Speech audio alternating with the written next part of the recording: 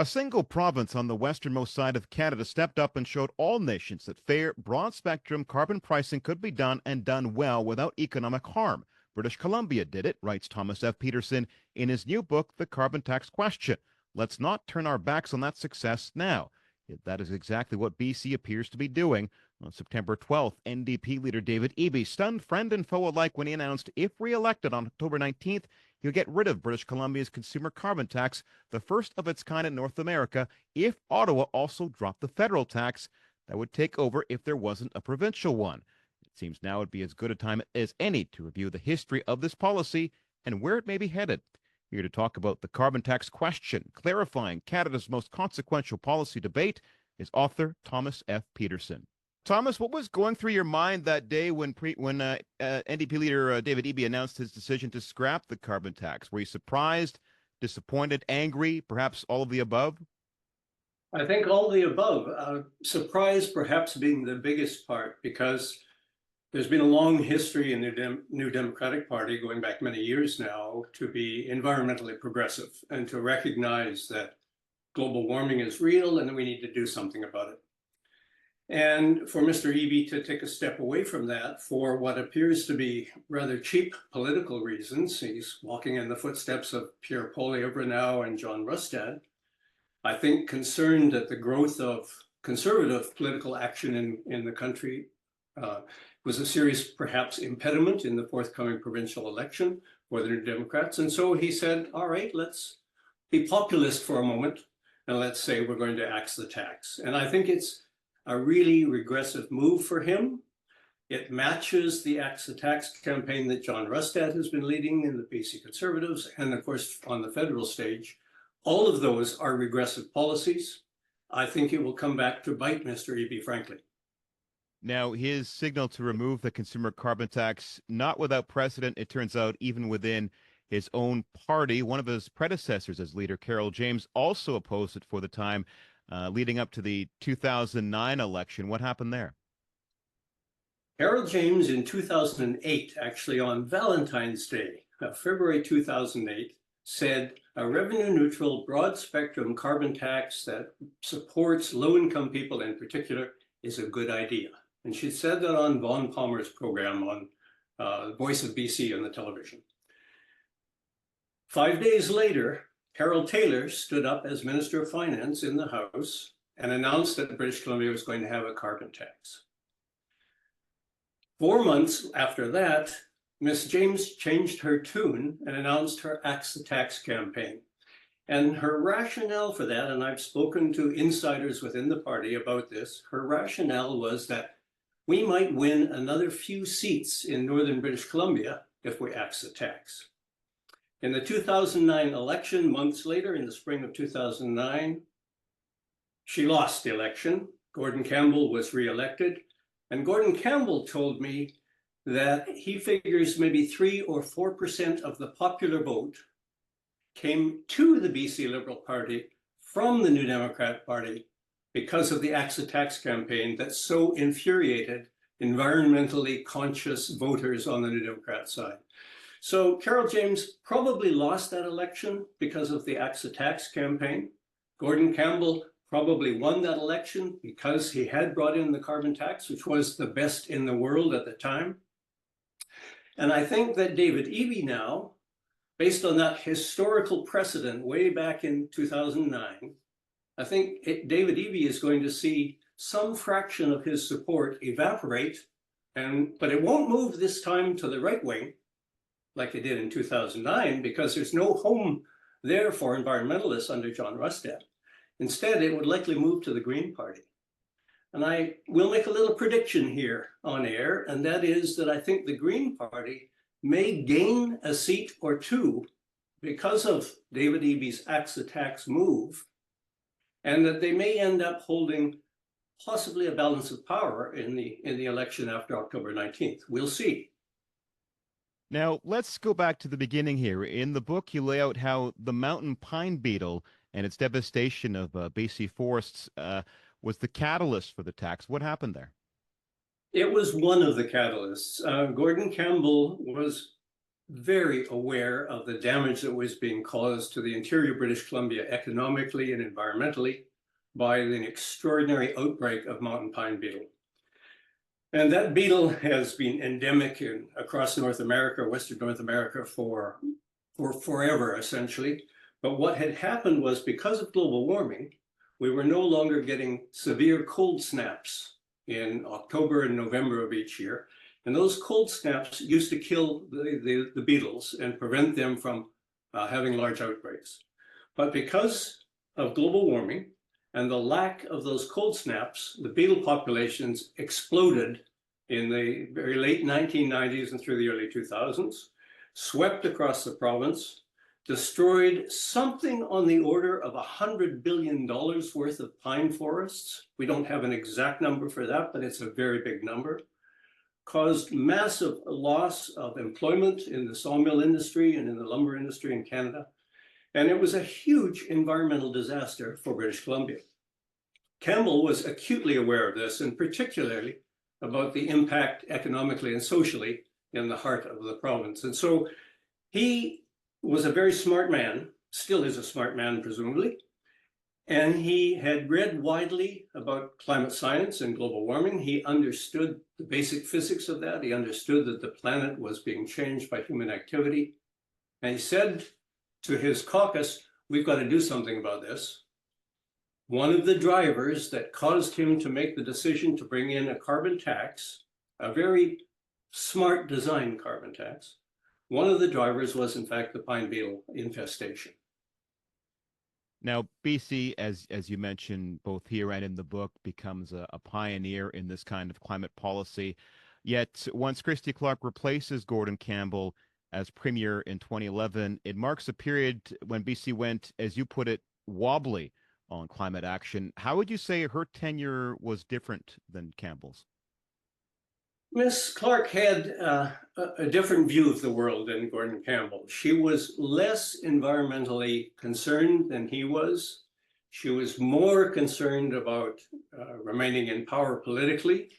She had a tough row to hoe after she had taken over from Gordon Campbell in 2011. Her popularity was not high. The party's popularity was not high. And she decided to seize on something different. Rather than pursue environmental objectives, she parked those on the back shelf. And she said, there's a new magic pot of gold at the end of the rainbow. It's called liquefied natural gas. British Columbia has lots of natural gas. Let's exploit it and let's export it and let's make a fortune.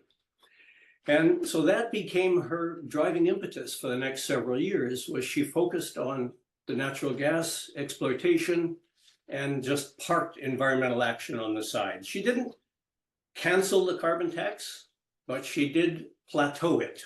She said, let's just freeze the carbon tax from 2013 to 2018. It's no longer the big priority for us. The priority now is using this natural gas resource we have and making a lot of money for British Columbia. It got her elected. And you know, political credit has to be given for that. She saw an opportunity there and she took full advantage of it politically. Now, she ends up resigning in 2017 after the NDP and the Greens broker a deal to form government. And it's your contention that her climate policies cost her that 2017 election. Can you unpack that a bit? Yes, I think all of the pundits who look at these sorts of things will recognize that her, Miss Clark's avoidance of serious environmental action, her avoidance of continuing the global warming confrontation that Gordon Campbell had established going back to 2008, that cost her votes from the environmental community. And we saw that in the election of 2017, when the Green Party popular vote rose to, I think it was 15 or 16%. And the consequence of that was, as you know, was that in the end, the Green Party joined a kind of a coalition agreement, a supply and services agreement with John Horgan's new government. And Ms. Clark was left out in the political cold. And so the result of that was that Horgan said, okay, we're going to bring the carbon tax back. I happened to sit on the climate leadership team at that time, which Christy Clark had commissioned to explore what we could do on the global warming front going in 2015. That commission leadership team met repeatedly for several months. So we came up with, I think, a really good report in late 2015. It essentially got ignored by Ms. Clark's government, to our great disappointment. One of the things that the climate leadership team, which was an all-party, all-sector, kind of a mini citizens assembly, had done was to suggest that the carbon tax needed to come back, needed to be reapplied, and that it needed to remain revenue neutral. This is really important. We must have revenue neutrality because that's the only thing that guarantees political acceptance of a tax. People don't like the word tax. You know, they equate it often with the word poison. And if we are to have an acceptable tax, essentially the only way to do it is what Gordon Campbell did. You have to have a tax shift where you remove taxes from income or other parts of the economy and give the money back to the citizens, the tax-paying citizens that are paying the carbon tax. You have to have that tax shift. We advocated that through the climate leadership team. Unfortunately, the provincial government under Christy Clark chose to ignore it. And by ignore it, they put the tax into general revenue. They took some fraction of the tax into the general revenue. You raise a really good point. One of the ways that the Campbell government put the tax shift into play in 2008 was to lower personal income tax, lower corporate income tax, and lower the small business corporate tax. And the idea was that that would be a revenue neutral provision in the act, that by lowering those tax rates, anyone paying the carbon tax would actually get the money back on their paycheck because their paychecks would be larger. And so that essentially guaranteed revenue neutrality. The interesting thing is that by law, the carbon tax was required to be revenue neutral. That had to happen.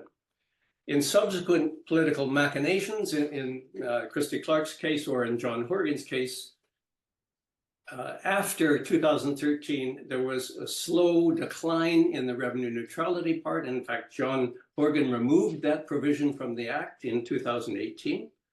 And as a result, some fraction of the tax came into general revenue and was used for other purposes. But the key thing is that the income tax rates that were lowered in 2008 are still in place today. British Columbian taxpayers are still getting hundreds of dollars per year from lower income tax than they did prior to 2008 because it's still funded by the carbon tax. And I think that's a really important point is we don't know that. If you walk out on the street and tap anyone on the shoulder and say, is your income tax the lowest in Canada still because of the carbon tax? They'll say, what are you talking about? I have no idea about that. We've been very bad as a province of communicating the fact that the carbon tax that was imposed in 2008 led to lower income taxes and that those are still in place today. And as a result, all of us who pay taxes are gaining hundreds of dollars per year. And if you scale it up from 2008 to 2024, most taxpayers of British Columbia have recognized thousands of dollars of tax savings on their income tax, all funded by the carbon tax. But you can appreciate how folks can see the carbon tax in some ways, and then in other ways they can't. So where it is bad for the carbon taxes, they see it when they pay for a tank of gas, but they don't really see it unless they're looking for it on their personal income taxes at the end of the year. Absolutely. It's being invisible, and that is a communications failure on a grand scale by the provincial government. And in the book, I describe a good friend of mine who is one of the smartest people I know. He's a very successful winery owner now in the Okanagan Valley. And in 2014, we were having a conversation. He said, and I'm not sure if I'm allowed to use this word on air, but he said, that goddamn carbon tax is costing me $4 more to fill up my pickup truck every time I go to the gas station. And I said, well, that carbon tax lowered your income tax. It lowered your winery's corporate income tax. It lowered your wife's income tax. And therefore, you're actually ahead of the game. And he said, but I don't see that. I don't know that. I don't feel that. And you're entirely right that every time you go to the gas station and the bill is quite high when you fill your tank, you don't recognize that, in fact, you still have money in your pocket because your income tax on your paycheck is giving you more pay. Well, now this brings me to my next point, to what you talk about, the failure of the Trudeau government to sell the carbon tax, which really is the catalyst for the situation we're in today, because it seems that Pierre Poilievre and the Conservatives have made this an issue, and now it's trickled down to British Columbia. You write, since the inception of the Greenhouse Polluting Pricing Act, the government has neglected to remind Canadians over and over again that they are getting carbon taxes back. The government lost its way, focusing on the word environment rather than on the phrase that speaks more directly to voters, revenue neutral, or as Shachi Kurl calls it, a failure at the most basic level of retail political communication. What do you think the single biggest failure of the Trudeau Liberals has been on this file? I think they simply forgot that it was important. And, one of the classic examples of communications failure is actually given by my son. I write about this in the book. He was a computer science student going back several years ago, so low income as a student. And so he qualified for the GST refund checks that low-income Canadians get 4 times a year. And British Columbia, when they brought the carbon tax in, their direct cash subventions for low-income people were attached to those GST refund checks. So my son came up to me one day and he said, "Dad, you say I get the carbon tax refund. Where is it?" And he showed me the check. And I looked at the check and it had 2 line items. It said GST refund and there was X dollars. And then it had something underneath that. It said BCLICAT/credit. And then another longer acronym /credit. And I looked at it and I thought, I don't know what that is, but it has to be the carbon tax. So we did a little research and we found out that BCLICAT/credit is actually British Columbia Low-Income Climate Action Tax Credit. That was the carbon rebate that my son was getting. But he didn't know he was getting it. He had no indication on that check that he was getting it. So we took it to the bank. And I asked a senior teller in the bank who saw a lot of these checks. I said, "Could you show me where the carbon tax refund is?" She looked at it and she said, "No." I said, "What do you think this acronym here is? BCLICAT/credit. "Oh, maybe that's French for GST." She had no idea. And I think that's a really important observation, is that Canadians were not told for years that they were getting the carbon tax back until Valentine's Day, as it turns out, February 14th of 2024, when the federal government finally wised up. And now on those direct deposit forms or on the checks that people receive, it says carbon tax rebate. So finally, people are hearing that they're getting the money back. But there's still the fact that if you go and tap on people on the street on their shoulder, they'll still say, "I'm not sure I get the money back." They're not aware of it. So in terms of communication, you've got to be very direct. We all know that we have a medical system in this country that doesn't cost you when you go to the emergency room because of the Canada Health Act. Well, what people need to know is that they have to have that same level of understanding that they're getting the money back every time they pay carbon tax, when they buy gasoline or propane or natural gas. They need to know that they're getting it back coming from the other side. And that reminder needs to be given to them incessantly, as I say in the book, over and over and over again. That hasn't been done. Do you think that's a tad simplistic, though? Isn't it more the case that the fact that the Trudeau government did this home heating oil carve-out for Atlantic Canada, wasn't that precisely the kind of political opening Pierre Poilievre needed to discredit this tax? Yes, that was absolutely a boneheaded move. That's something that, interestingly, going back in history again, in 2008, when Gordon Campbell and Carol Taylor brought in British Columbia's carbon tax, they insisted there be no carve-outs, no free riders. Nobody was going to get accepted from this.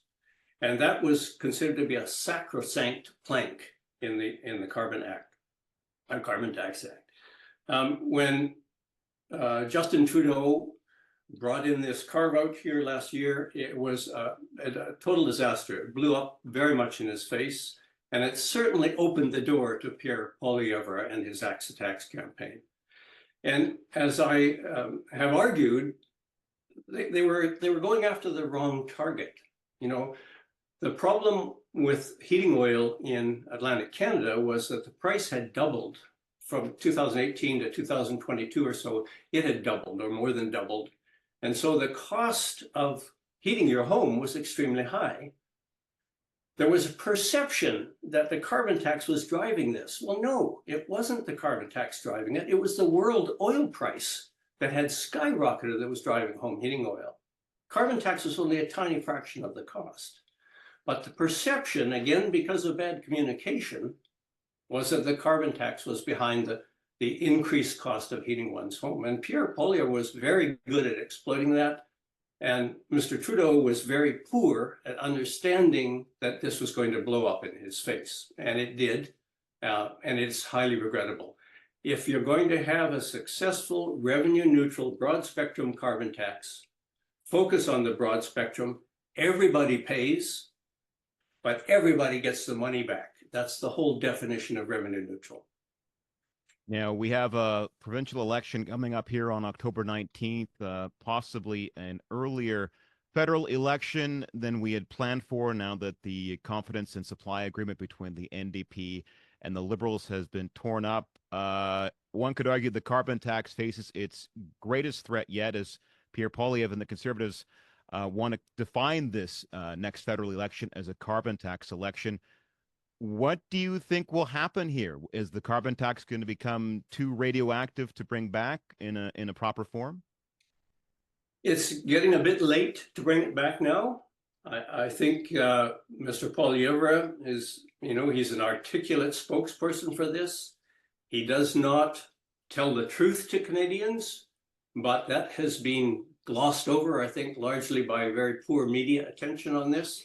What he fails to tell us is that there are rebates, that in most of the country, families are getting back more money than they're paying in the carbon tax. In Alberta, for example, a family of 4 in rural Alberta gets about $2,160 directly back now in checks 4 times a year to pay for the carbon tax. That's a very large sum of money that's coming right back to those families.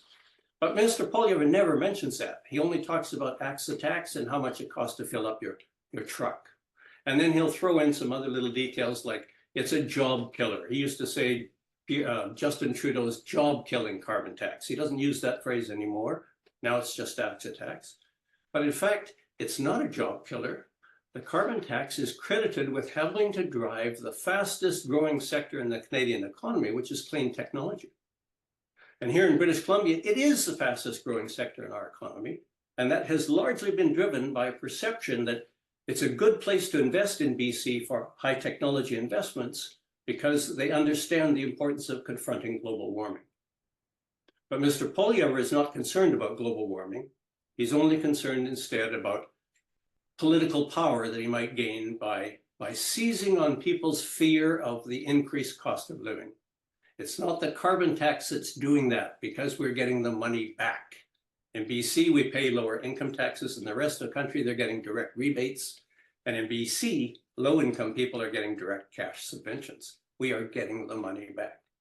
So how do we resuscitate it? To answer your question, we need to insist that the reporting on the rebate side, on the getting money back side, is front and center. So instead of axing the tax being the lead, you talk about putting money in your pocket being the lead. It's coming back to us. And that's the piece that has been missing for some years. What do you hope people get out of your book? A call to action? What?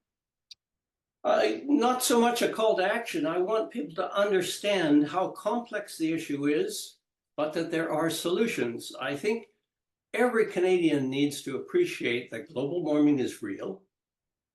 Global warming is costing us a lot of money.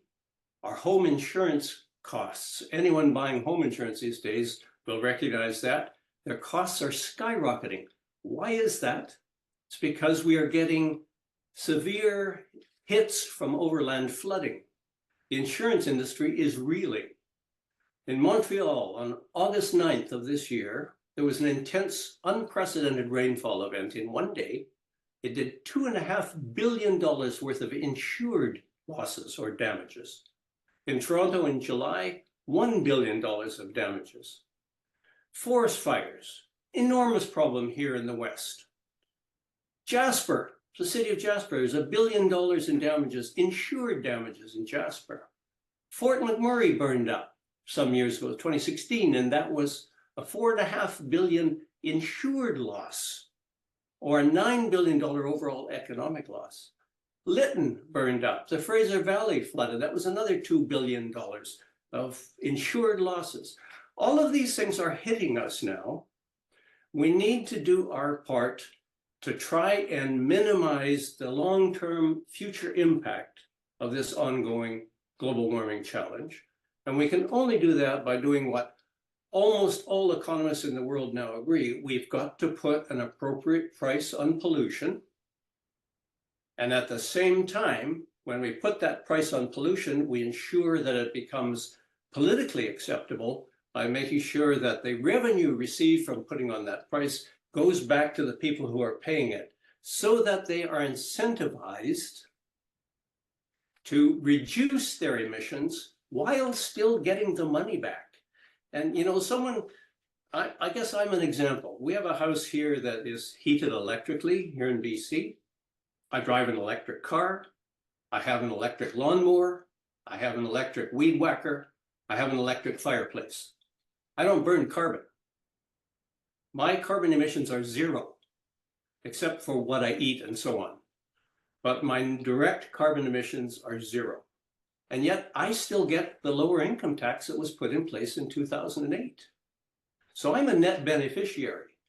Anyone who shifts from instead of buying a big gas guzzling pickup truck, if they switch to a used hybrid, for example, they're going to be better off because they're still going to get the rebates or the lower income tax back into their pocket while producing less carbon emissions. And what we need to be doing as a society then is putting an appropriate price on emissions while ensuring that political acceptability is front and center. And we can only do that through revenue neutrality. What do you say to someone like John Rustad, who has basically said, and I think I'm paraphrasing, look, we accept that climate change is real, but we're not going to tax our way to reversing the effects or even arresting global warming? What do you have for that argument? Well, you know, Mr. Rustad has things backwards. I mentioned earlier that the carbon tax in British Columbia was a fundamental piece in driving economic activity here on the clean technology sector. As we move toward a future which is going to get worse in terms of global warming, there's so much global warming built in now, it's going to get worse. But at the same time, we want to generate economic value and economic wealth to keep our society functioning at a high level. In order to do that, we need to recognize that, yes, global warming is real. Yes, there are economic opportunities there in dealing with that challenge. Let's seize those. And the best way to seize them is to put a price on pollution that drives investment into those areas that will meet the challenge. And Mr. Rustad just ignores all of that. If you look at his website, the BC Conservative Party website, it's actually a suite of mistruths and lies that are built there. When he talks about the carbon tax being a job killer, no, the carbon tax is a job generator. And it has been a job generator for years in British Columbia. And just talk to anyone in the high technology sector here, they'll say, no, we're thriving in part because the carbon tax drove investment in British Columbia toward the high technology sector because people said, there's a progressive administration, we're going to support that and we're going to invest there because it will pay off for us. Mr. Rustad will take us in the other direction. I think it's really counterproductive for the future of the province economically. Lots to consider on October 19th, to be sure. The name of the book is The Carbon Tax Question, Clarifying Canada's Most Consequential Policy Debate. It's available from Harbour Publishing. My thanks to author Thomas F. Pedersen. You're more than welcome. Thank you.